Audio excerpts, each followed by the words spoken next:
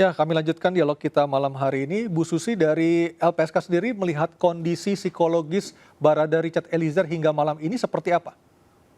Sampai detik ini Baradae sehat walafiat dan kondisi psikisnya juga masih dalam kondisi yang sehat gitu ya, tidak mengalami trauma, tidak depresi atau tidak dalam tekanan gitu ya saat ini, dan sedang mempersiapkan kalau seandainya besok Mas Baradae ini akan hadir secara langsung di rekonstruksi Barreskrim Polri di Duren 3. Artinya secara komitmen, keinginan ataupun status sebagai JC bisa berlangsung atau bisa dijalankan dengan sebaik-baiknya seperti itu, Bu? Sebenarnya nggak ada hubungannya nih Mas Hmm? soal hadir rekonstruksi dengan status JC. Jadi Hmm? status JC-nya kemudian melekat dari perlindungan yang diberikan oleh LPSK. Nah, perlindungan fisik yang akan kami berikan besok ketika nanti akan hadir di rekonstruksi, maka itu salah satu yang bisa kita berikan untuk Baradae untuk pengamanan pengawalan dalam rekonstruksi besok. Nah, yang selain itu kan juga ada soal pemisahan tahanan dan sebagainya yang sudah kita jalankan ya, pemisahan tahanannya kita berkoordinasi dengan Barreskrim Polri terkait dengan ini. Nah, berkaitan besok kan memang energi yang akan dikeluarkan Baradae juga pasti besar karena kalau memang akan bertemu secara langsung, kalau memang hadir secara langsung akan bertemu langsung dengan FS, bisa jadi kalau ada Ibu PC maka juga akan bertemu, dan ini kan energi besar ketika biasanya dalam beberapa pengalaman itu kan pasti dalam rekonstruksi itu ada pembicaraan, ada sanggah menyanggah, ada perdebatan. Nah, ini yang lagi sedang disiapkan kalau memang kemungkinannya Baradae akan hadir secara langsung besok.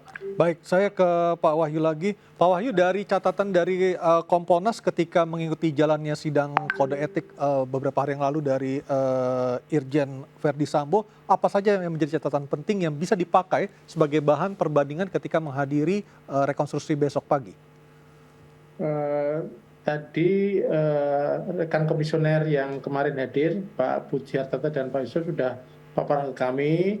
Tentu tidak bisa kami sampaikan secara detail karena menyangkut penyidikan, tetapi beberapa hal yang kami lihat ada catatan-catatan yang besok harus kami pastikan di rekonstruksi, karena kami punya beberapa catatan yang kelihatannya ada lompatan-lompatan logika, tetapi nggak bisa kami sampaikan karena ini ada di proses penyidikan, tetapi itu catatan kami dengan harapan agar nanti berjalan lancar sehingga catatan itu besok akan kami melalui dua komisioner yang sudah kami tunjuk tadi untuk besok diamati betul semua prosesnya, karena besok kan apa yang ada di BAP semuanya akan direkonstruksi karena wilayah itu sesuai dengan Perkap nomor 6 tahun 2019 ya, di pasal 24 ayat 3 itu ditegaskan betul bahwa rekonstruksi itu memang tujuannya untuk menguji persesuaian keterangan dari para saksi maupun para tersangka. Nah, itulah yang kami sudah beri catatan. Besok akan kita lihat bagaimana, semoga aja besok lancar semua, dan karena besok juga ada dari jaksa, harapan kita ya beberapa catatan yang sekarang kembalikan karena disebutkan anatomi kasusnya belum jelas, bisa segera diperbaiki dengan rekonstruksi, kan akan ketahuan mana-mana yang tidak pas, mana-mana yang ada yang tidak tepat. Dan tadi seperti kata Bu Susi, pasti biasanya rekonstruksi kan ada debat untuk menyesuaikan mana yang benar dan nanti akan dipakai sebagai catatan dari penyidik. Ya. Kira-kira begitu Mas gambarannya Mas ya. Apakah lompatan logika yang tadi Bapak singgung juga terkait karena adanya TKP yang sudah dibersihkan, lalu juga ada barang bukti yang sempat hilang, apakah dan juga karena adanya sampai saat ini belum jelasnya seperti apa duduk persoalan ini awal mulanya sehingga Barada Yosua harus meregang nyawa seperti itu, Pak Wahyu? Itu wilayahnya penyidik Mas, ya, penyidik kami biar wilayah penyidik, nanti biar penyidik yang menjelaskan lah.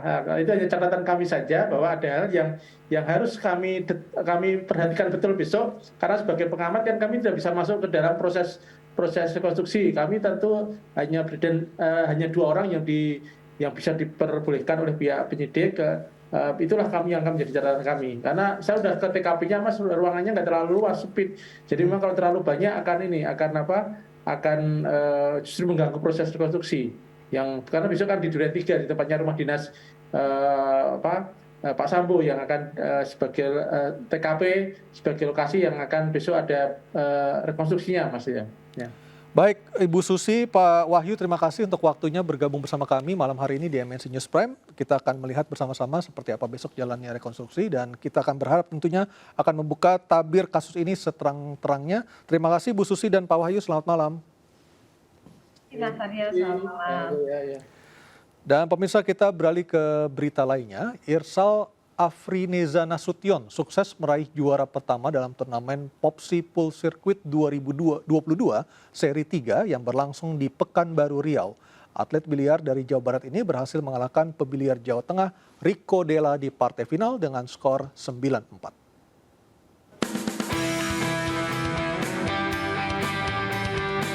Pebiliar Irsal Afrineza Nasution menang telak dengan skor 9-4 dalam pertandingan yang digelar di Arena Pekanbaru Riau.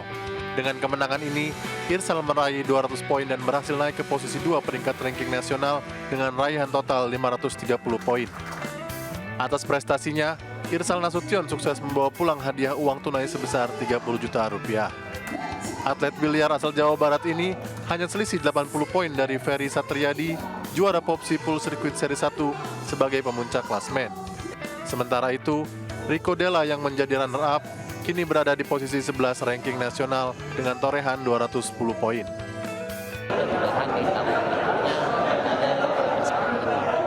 Dan harapan saya juga kalau bisa event-event selanjutnya bisa lebih di-upgrade lagi. Sebagaimana tujuan dari kompetisi ini sendiri adalah untuk menambah jam terbang dari atlet kita, sehingga dengan jam terbang yang memadai mungkin nanti penampilan mereka di SEA Games atau event internasional yang lain dapat lebih baik tentunya. Kepala Dinas Pemuda dan Olahraga Provinsi Riau, Boy Rahmat, mengapresiasi PB Popsi yang sudah menunjuk Pekanbaru untuk melaksanakan kejuaraan tingkat nasional. Saya kira ini suatu ajang yang harus kita manfaatkan, terutama dalam pembinaan dan pengembangan atlet biliar. Turnamen biliar Pool Circuit Seri 3 2022 yang digelar Popsi di Pekanbaru diikuti 60 atlet biliar Indonesia dari 14 provinsi. Dari Pekanbaru Riau, Indra Yosrizal, iNews melaporkan. Dan pemirsa, usai sudah jumpa kita dalam MNC News Prime hari ini. Mari berbagi untuk masyarakat yang terdampak bencana di sejumlah lokasi di tanah air melalui program kami MNC Peduli. Tetap patuhi protokol kesehatan. Saya Aryo Ardi. Selamat malam dan sampai jumpa.